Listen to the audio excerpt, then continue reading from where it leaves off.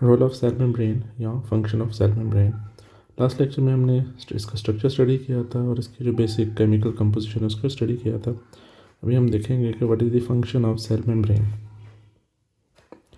सबसे जो major function होता है सेल मेम्ब्रेन का उसको हम कहते हैं ट्रांसपोर्ट।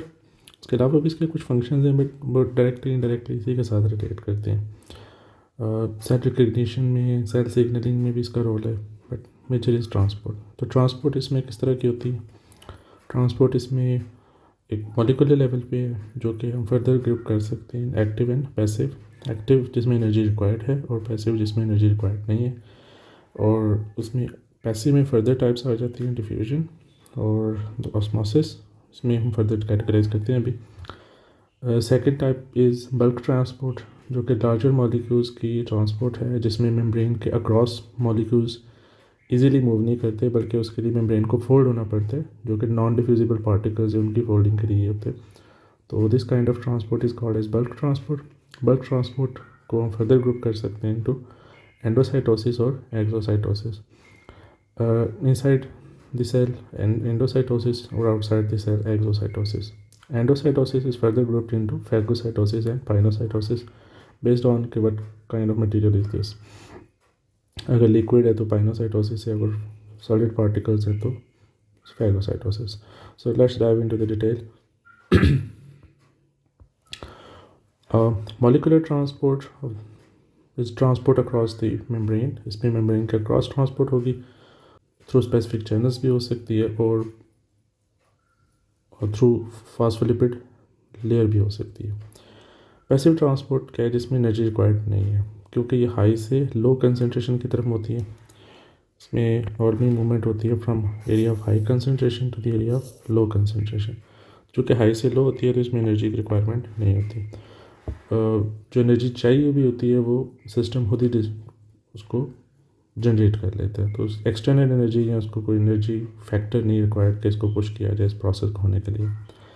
इस तरह के ट्रांसपोर्ट को हम डाउन द ग्रेडियंट भी कहते हैं, अलॉन्ग द ग्रेडियंट भी कहते हैं। Gradient means the difference of concentration. चलिए इसमें फर्दर जो ग्रुपिंग है ना वो है डिफ्यूजन, फैसिलिटेटेड डिफ्यूजन और ऑस्मोसिस। ये सारी पैसिव के टाइप्स हैं। Diffusion is transport of very very small molecules like carbon dioxide, oxygen जो कि फास्फोलिपिड लेयर से इजीली क्रॉस कर जाती हैं स्मॉल साइज़ होने की वजह से। तो इसको हम कहेंगे diffusion from high concentration to low. जैसे हम अगर बात करें तो ब्लड से ऑक्सीजन जो है वो डिफ्यूज़ करती है सेल्स की तरफ और सेल्स के अंदर ट्रांसपोर्ट होती है, सेल्स उसको फिर यूटिलाइज करते हैं एरोबिक रेस्पिरेशन में। इस तरह से CO2 सेल्स इवॉल्व करते हैं और वो सेल से बाहर की तरफ मूव करती है, डिफ्यूज़ करती हैं। सो फैसिलिटेटेड डिफ्यूजन, अच्छा इसमें इस तरह से सिंपली ट्रांसपोर्ट है जिसकी then there is facilitated transport. Facilitated transport is transport of solute और osmosis is transport of water. Basic इनमें ये डिफरेंस है, दोनों थ्रू स्पेसिफिक चैनल प्रोटीन्स होते हैं, उनके नेम्स हैं। लाइक सल्यूट के लिए अलहदा होगा, ऑस्मोसिस के लिए स्पेसिफिक है, एक्वापोरिन्स कहते हैं। There are certain channels. तो facilitated diffusion is diffusion of solute particles down the gradient, no energy required, through specific channel protein. That depends कि अगर सोडियम है, पोटेशियम है, उसके मुताबिक उस प्रोटीन चैनल का नाम होगा। ऑस्मोसिस की जो ट्रांसपोर्ट है वो वाटर की, osmosis is a water transport जिसमें वाटर मूव करता है फ्रॉम हाई कंसनट्रेशन टू लो इन या आउट ऑफ द सेल। और इसके लिए जो चैनल्स होती हैं they are specifically called as aquaporins. These are aquaporins. Low से हाई की तरफ होगी। तो इस तरह की ट्रांसपोर्ट जिसमें लो से हाई की तरफ मूवमेंट होती है उसे हम कहते हैं against the gradient.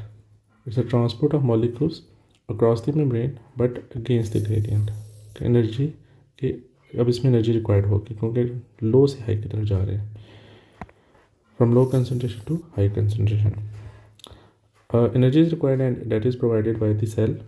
Cell ATP generate करता है बाय रेस्पिरेशन और उसे वो ATP उसी ATP की मदद से स्पेसिफिक चैनल्स होते हैं प्रोटीन पम्प्स वगैरह उनसे इनको ट्रांसपोर्ट करवाते हैं। एग्जांपल जैसे रूट हेयर सेल्स जो हैं इन प्लांट्स वो एक्टिवली अपटेक करते हैं कुछ मिनरल्स को फ्रॉम द सराउंडिंग सॉइल। तो active uptake of ions by the root hair cells, that's an example. उसके अलावा जो मॉलिक्यूल्स डिफ्यूज़ होते हैं, जो डाइजेस्टेड मॉलिक्यूल्स होते हैं, they are diffused into the blood stream, that is active process. अच्छा, बल्क ट्रांसपोर्ट क्या है? Bulk transport is transport of larger non diffusible particles, जो कि जिसके लिए मेम्ब्रेन को मैंने बताया कि फोल्ड होना पड़ेगा, मेम्ब्रेन फोल्डिंग रिक्वायर्ड। इसकी फर्दर ग्रुपिंग है कि अगर मैं सेल के अंदर की तरफ पार्टिकल्स जा रहे हैं, नॉन डिफ्यूजिबल पार्टिकल्स हैं, तो सेल के अंदर जा रहे हैं तो यहाँ पे इन फोल्डिंग का वर्ड यूज़ करेंगे। तो this is called as endocytosis and there is infolding of the membrane, कि मेम्ब्रेन अंदर की तरफ फोल्ड करेगी। और अगर वो पार्टिकल्स बाहर की तरफ हैं तो एक्सोसाइटोसिस हो जाएगा। एंडोसाइटोसिस को फर्दर दो तरह से हम ग्रुप करते हैं कि अगर ये particle solid particle like this, तो फिर ये यहाँ मेम्ब्रेन फोल्ड हो रही है और मेम्ब्रेन की फोल्डिंग से ट्रांसपोर्ट हो रही है अंदर की तरफ। तो अगर सॉलिड पार्टिकल्स एंटर हो रहे हैं, दिस इज फैगोसाइटोसिस। और अगर यहाँ पे सेम वही प्रोसेस है, मेम्ब्रेन अंदर की तरफ फोल्ड हो रही है, इन फोल्डिंग है, but the particles are liquid particles, तो we call this pinocytosis. Then lastly exocytosis is a process जिसमें सेल वेस्ट कंटेंट को या एक्स्ट्रा मटेरियल को बॉडी से सेल से रिमूव करते हैं, तो उसे हम कहते हैं एक्सोसाइटोसिस। तो exocytosis is the movement of large non diffusible particles by membrane out folding. यहाँ मेम्ब्रेन बाहर की तरफ फोल्ड करेगी। कुछ केसेस में जैसे वायरसेस हैं, तो वायरसेस में हैव डिफरेंट स्ट्रेटजी। तो वायरसेस इस तरह भी कर सकते हैं, अगर किसी वायरस ने इन्फेक्शन किया तो दे मे आल्सो मूव आउट। तो वो किस तरह से मूव आउट करते हैं? Let's say this is the cell और यहाँ पे कोई वायरल इन्फेक्शन है, वायरस ने अपने सारे कंपोनेंट्स बना लिए, तो ये भी मूव करेगा इस तरह से। But we call this kind of exocytosis is generally called as बटिंग।